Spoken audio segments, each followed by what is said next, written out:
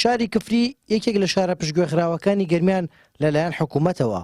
ئەم شارە مێژوویە ئێستا بە جۆرێک بێخزمەتگوزاریە و ئاوڕی لێ نادرێتەوە پرۆژە تاو نەکراوەکانی سیمای شارەکەیان تێکدا و هەرچی پرۆژەی کفری هەیە بە تاو نەکراوی بەجێ دەهێڵێت.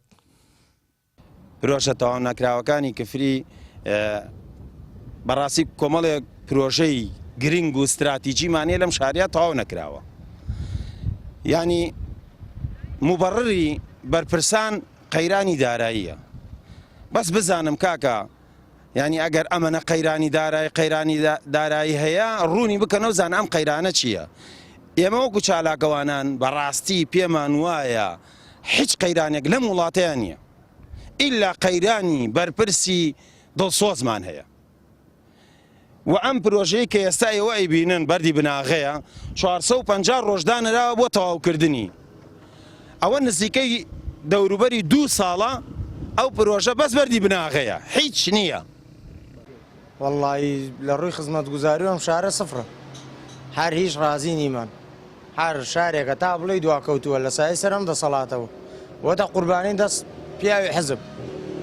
یعنی پرۆژەمان هەیە لە 2013 و لە 2002 تا ئێستا بەردی بناغەی دانراوە وەک خۆیان جێیان هێشتووەت. یعنی بەردی بناغەمان لە پرۆژەکانمان زیاترە لەم شارە، بەردەگان ماون و پرۆژەکان جێهێڵدراون. یعنی چارەیش لەم تازە لەم دەسەڵاتە ناکەین لەم شارەیە بکرێ گۆڕانکاریە گەنج هەمووی بێ ئیش هەمووی یا لە شارەکان ترە کەوتووە. زۆرن ئەو بینە پرۆژە خزمەتگوزاریانەی لە شاری کفری تەواو نەکراون. حکوومەت و کابینێک لە دوای یەکەکانیش ناتوانن بینایەکیان شەقامێکی سەرەکی لە کاتی خۆیدا تەواو بکەن. ئەم کابینەیە حکوومەتیش کە تەمەنی خۆی لە 4 ساڵەوە بۆ 8 ساڵ درێژ کردوتەوە هاوشێوەی ئەوانی پێشخۆی کفری فرامۆش کردووە. کفری مێژووی هەیە، کفری خاوەن ڕابردووە، کفری خاوەن قوربانیە.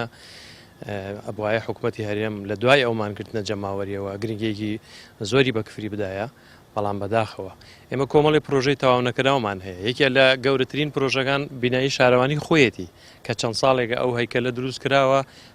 توانین باس لەوە بکەین کە هەیکەلەکە ئێستا ڕەنگە بە کەڵکیەوە نەمابێت جارێکی تر بتوانانی بڕۆیتەوە ئیشی تیا بکەیت و یعنی بەردەوامی پێ بدەیت کاری لەسەر بکەیت.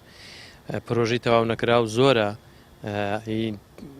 ساڵانی 10 ساڵی ڕابردووشە بەداخەوە تا ئێستا خەڵک چاوەڕێەکە و حکوومەتیشەوەتانی ڕۆژ بە ڕۆژ لە انتخاباتە دێتە پێشەوە کۆمەڵێ وعد و بەڵێنی قەبەدەن و بەڵام دوای سایش لە دوای دەنگدانی ئیشیان بە خەڵک نامێنێ و دەنگی خەڵک بۆ خۆیان مسۆگەرەکەن و دوایش ئەوەتانێ هەمووی جێتێڵن. بەشێکی زۆری و پرۆژە خزمەتگوزاریانە لە سەردەمی کابینەی نۆیەمی حکوومەتدا تەواو نەکراون. ئەم پرۆژانەش پرۆژەی گرنگ و پەیوەستن بە ژیانی ڕۆژانەی هاوڵاتیانەوە. بەڵام حکوومەتی ماوە بەسەرچوو بێباکە لە تەواوکردنیان و ئەوەی بۆی گرنگە تەنها درێژەدانە بە تەمەنی حکومڕانی بێبایەخی خۆی لە پێناو بەرژەوەندی حیزبی. هارون ڕەشید، کەناڵی ئاسمانی پەیام، کفری.